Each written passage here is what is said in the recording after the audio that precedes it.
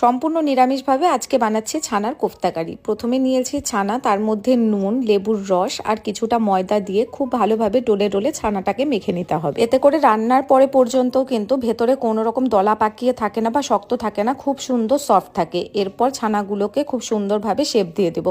তো আমি গোল গোল করে এরকম শেপ দিয়েছি, আর ওপরে একটা করে কিশমিশ আর কয়েকটাতে পেস্তা দিয়েছি। তোমরা চাইলে কিশমিশ, কাজু যে কোনো কিছুই দিতে পারো, এটা অপশনাল। তারপর কড়াইতে সাদা তেল আর ঘি গরম করে কোফতাগুলোকে ভেজে নেব। তো কোফতাগুলো একটু ভাজা হোক, আর ওইদিকে চলো মশলাটা বানিয়ে নিই। প্রথমে দিয়ে দেব কাজু, অ্যালমন্ড, চার মগজ, সাদা তিল, পোস্ত, কাঁচা লঙ্কা আর টমেটো। কিছুক্ষণ পোস্ত আর চার মগজটা ভিজিয়ে রাখবো, দেন টমেটো আর কাঁচা লঙ্কা অ্যাড করে ভালো মতন মিহি একটা পেস্ট বানিয়ে নেব। কোফতা ভাজার তেলের মধ্যেই কিন্তু তেজপাতা, শুকনো লঙ্কা, গোটা জিরে, গোটা গরম মশলা ফোড়ন দিয়ে আগে থেকে বেটে রাখা মশলা, জিরে আদা বাটা, তার মধ্যে দিয়েছি স্বাদ মতন নুন দিয়ে ভালো মতন কষিয়ে নিতে হবে।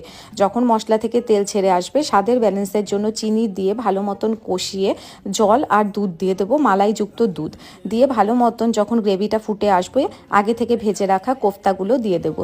দিয়ে ভালো মতন ফুটিয়ে নিয়ে কসুরি মেথি, চেরা কাঁচা লঙ্কা আর ঘি দিয়ে নামিয়ে নিলেই তৈরি এই ছানার কোফতাকারি। তোমরা চাইলে এটা নান অথবা পরোটার সঙ্গে ট্রাই করতে পারো। আমি তো বানিয়েছিলাম বাসন্তী পোলাও, আমার তো বেশ ভালো লেগেছিল খেতে।